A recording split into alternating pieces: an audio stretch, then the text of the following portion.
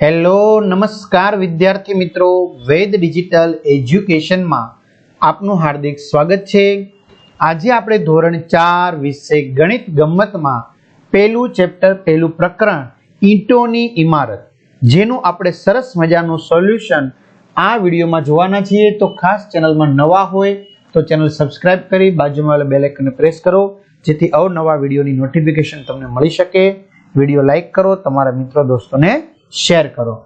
તો જોઈએ વિદ્યાર્થી મિત્રો, પહેલું પ્રકરણ ઈંટોની ઇમારત, જેમાં કહે છે કે જાગૃતિ શાળા માટે ઈંટની પેટર્નનો નમૂનો।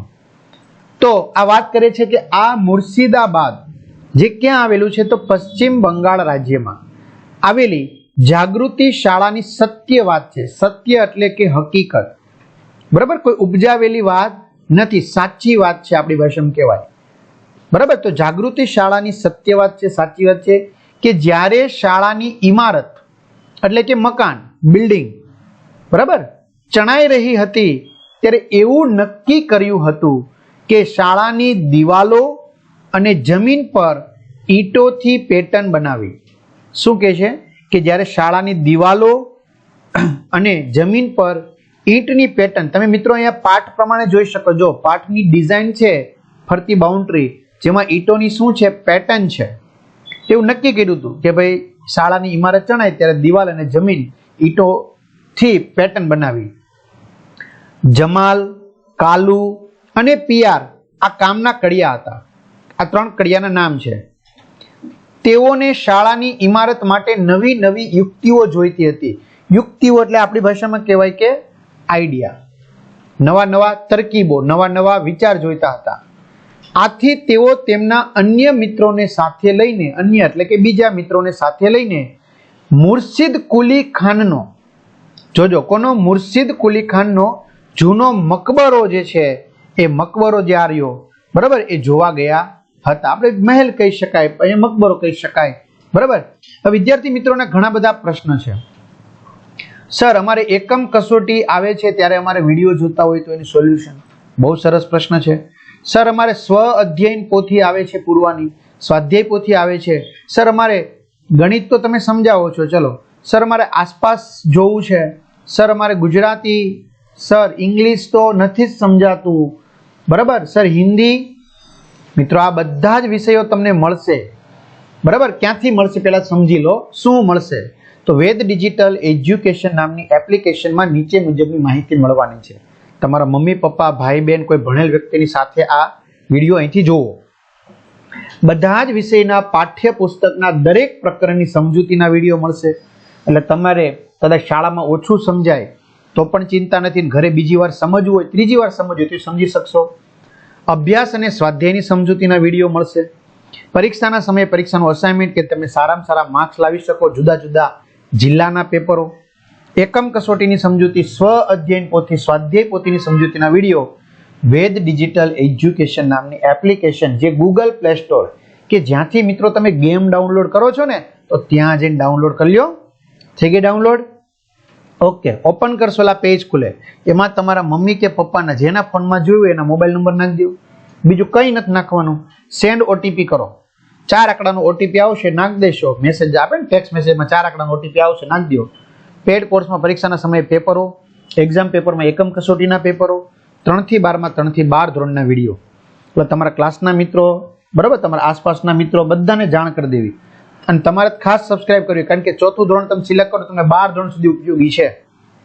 ધોરણ સિલેક્ટ કરશો એટલે તમારા વિષય ખુલશે 4થાના, બરાબર। તમારે ગણિત આવે, ગુજરાતી આવે, અંગ્રેજી આવે, હિન્દી આવે, બરાબર, તમારે સામાજિક વિજ્ઞાનની જગ્યાએ આસપાસ આવશે, પછી એમાં તમારે જે પાઠ જોઈએ ને પાઠ જોઈ શકો, બરાબર। દાખલે પછી શાળા મિત્ર નામની એપ્લિકેશન વાપરતા હોય તોય છૂટ છે, એ વાપરતા જ છે લગભગ, કારણ કે 60-70 લાખ વિદ્યાર્થી મિત્રો વાપરે છે। એમાં ધોરણમાં જાઓ, તમારું 4થું ધોરણ પસંદ કરો, પાઠ્યપુસ્તક પસંદ કરો, વિષય તમારે જે જોઈએ વિષય પસંદ કરો, એમાં પાઠ પ્રમાણે વેદ ડિજિટલના વિડીયો તમને ફ્રીમાં મળશે, એટલે તમારા મિત્રો દોસ્તોને ખાસ જાણ કરજો। ચલો, તો આ ત્રણેય કડિયા છે એ પોતાના બીજા મિત્રો સાથે મુર્શિદ કુલી ખાનનો જૂનો મકબરો જોવા ગયા કે જ્યાં ઘણી બધી ડિઝાઇન હતી ઈંટોની। આ ઇમારતમાં એક મોટો માળ છે, જો હું કે છે આ ઇમારતમાં એક મોટો માળ છે, મકાન ઉપર માળ લે ને માળ, જેમાં આશરે 2000 જેટલી ઈંટોની સુંદર પેટર્ન, ભાત અથવા તો ડિઝાઇન છે. વિચાર કરો, આ ઇમારતમાં એક મોટો માળ છે જેમાં આશરે 2000 જેટલી ઈંટોની સુંદર પેટર્ન છે. તો એ સમયમાં ભારતનું આપણે એમ કહી શકાય કે આ સ્થાપત્ય કલા છે એ કેટલું અદ્ભુત છે. 2000 જેટલી તો પેટર્ન છે. આશરે 300 વર્ષ પહેલા કડિયા દ્વારા આ નમૂના તૈયાર કરવામાં આવ્યા હતા. વિચાર કરો, ભારત ત્યારે કેટલો દેશ સમૃદ્ધ છે તે 300 વર્ષ પહેલા આવી 2000 ડિઝાઇન તૈયાર કરી. એટલે જો આ કેટલીક ડિઝાઇનના નમૂના આપ્યા છે. આ પહેલી ડિઝાઇન છે, આ બીજી ડિઝાઇન છે, એવી રીતે.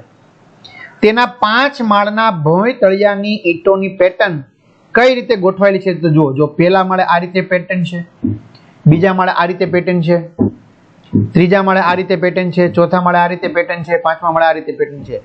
મિત્રો બધી પેટર્ન એક સરખી નહીં. હવે તમને પ્રશ્ન પૂછે છે કે તમને ભોંય તળિયાની કઈ પેટર્ન સૌથી વધુ ગમે છે, તો તમે તમારી રીતે જવાબ લખી શકો છો. માની લો કે મને અહીંયા દરવાજા જેવું લાગે છે તો મને 5 નંબરની પેટર્ન ગમે છે. કોઈ વિદ્યાર્થી મિત્રોને ચોકડી લાગતી હોય તો 4 નંબરની, કોઈને સરસ મજાની ડિઝાઇન લાગે છે તો 2 નંબરની, એમ બધા તમારી રીતે જવાબ લખી શકો. ચલો, તમે આવી પેટર્ન કોઈ અન્ય જગ્યાએ જોઈ છે? જો જોઈ હોય તો તમારે કહેવાનું છે કે હા. તો ક્યાં જોઈ છે? તો મેં આવી પેટર્ન્સ ખાસ કરીને જે મંદિર બનતા હોય તો મંદિરોમાં, પછી મસ્જિદ હોય તો મસ્જિદના, પછી આવી ઘણી બધી જૂની ઇમારત જે છે એ ઇમારતમાં, અથવા તો ઘણા બધા જૂના મહેલો છે, બરાબર, તો એમાં મેં આ ડિઝાઇનો જોઈ છે. હવે શું કે છે, આ કડિયા ગયા હતા, બરાબર, તો કડિયા ખૂબ જ રોમાંચિત થઈને પાછા ફર્યા, અદ્ભુત આશ્ચર્ય પામીને. એમાં જમાલે કહ્યું, ઓહો હો, તે દિવસોમાં પણ તેઓએ ઈંટની કેટલી બધી રસપ્રદ એટલે કે ગમે એવી પેટર્ન ડિઝાઇન બનાવેલી છે. જો એને આશ્ચર્ય થયું. વિચાર કરો કે 300 વર્ષ પહેલા એ સમયના કડિયાઓએ કેટલી સરસ મજાની આ જે ઈંટો છે એની આટલી બધી ડિઝાઇનો 2000 જેટલી બનાવેલી છે. આપણે ભૂલી જ ગયા, એટલે કે આપણો આ વારસો હતો, બરાબર. આપણે વગર મોબાઈલમાં જોઈએ બનાવતા આવડતું હતું. આપણો આ વારસો હતો, આપણે ભૂલી ગયા મોબાઈલમાં રીલ્સ જોવામાં, બરાબર ને. આ વાસ્તવિકતા છે મિત્રો. કારણ કે મોબાઈલમાં આપણે આપણા જે આઈડિયા છે ને મોબાઈલમાં આપણે વહી જાય છે. મોબાઈલ બંધ કરી દે એટલે આપણે ઓટોમેટિક નવા વિચાર આવે. તો ચાલો આપણે આપણી શાળાની જમીન પર આવી પેટર્ન રચીએ, બરાબર. આપણે આપણી શાળાની જમીન છે એના પર આવી ડિઝાઇન બનાવીએ.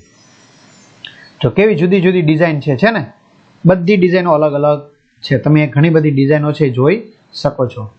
દરેક કડિયાએ ઈંટથી અલગ અલગ પેટર્ન બનાવી. જો દરેક કડિયાએ શું બનાવી? ઈંટોની અલગ અલગ પેટર્ન. શાળાને તેમની આ સુંદર ઇમારત માટે ગર્વ છે. જો હવે આ શાળા સરસ મજાની જે જાગૃત શાળા હતી એને સરસ મજાની આવી ડિઝાઇન તૈયાર કરી એટલે પોતાને આનંદ થયો, એ બાબતનો એને ગર્વ થયો. બાળકો તેના પર હસતા, રમતા અને પોતાની રીતે નવી પેટર્ન પણ બનાવતા. જો બાળકો છે એમાં હસતા, રમતા અને બાળકો પોતાની, જો એ શાળાનો ફોટો છે મિત્રો, જો નીચે જમીન ઉપર ડિઝાઇન છે, અને બાળકો પછી થોડી ઘણી ઈંટો દૂર કરી અને ફરી પાછી નવી ડિઝાઇન તૈયાર કરતા છે ને. ઘણી બધી પેટર્નો, જો ક, ખ, ગ, તમે જો બધી પેટર્ન અલગ અલગ છે. ક, ચ, છ. સર ઘ પેટર્ન તો મને ઝડપથી આવડી જાય, હે છે ને એવું? અરે વાહ. જ, જબલાન જ, ટપાલીન ટ. સર જમરૂખનો જ પણ ઈઝી છે. પેલા જો મિત્રો પતલી પતલી ઈંટો પણ આવતી હોય, આવી જા આના જેવી હાવ પતલી. ડ. કઈ પેટર્ન વર્તુળ આકારમાં બનાવેલી છે, બરોબર. તો તમે અહીંયા ડ સુધીની પેટર્નો જોઈ કે નહીં? તો હા, તો કેટલી પેટર્નો જોઈ તમે?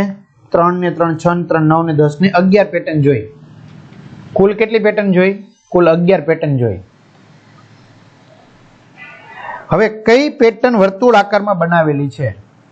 તો ઠરિયાનો ઠ. તમે જો છે આવી રીતે વર્તુળ આકાર જેવું. આપણે એક કામ કરીએ, રંગ બદલી દઈએ.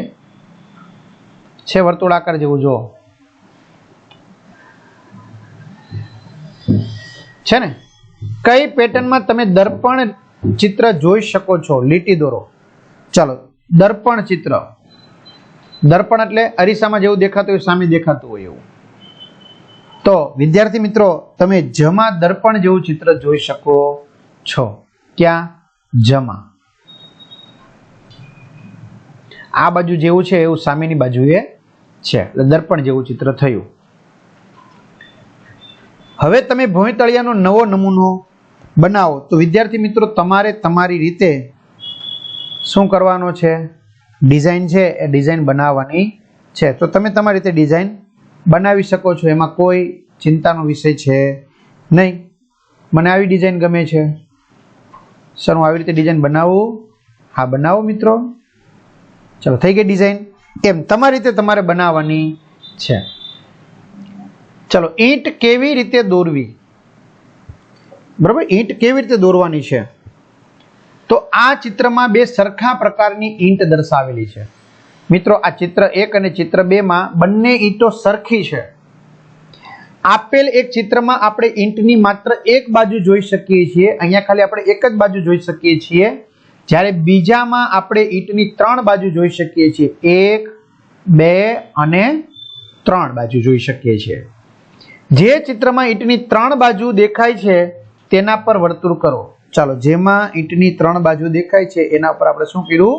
વર્તુળ કર્યું. તો એક ઈંટમાં કુલ કેટલી બાજુઓ હોય છે? તો વિદ્યાર્થી મિત્રો, એક ઈંટમાં કુલ 6 બાજુએ હોય છે. બરાબર, જેવું ઉપર એવું નીચે, જેવું ડાબી બાજુ એવું જમણી બાજુ, જેવું આગળ એવું પાછળ, એટલે કુલ 6 બાજુ હોય છે. કોઈ એક બાજુ ચોરસ છે?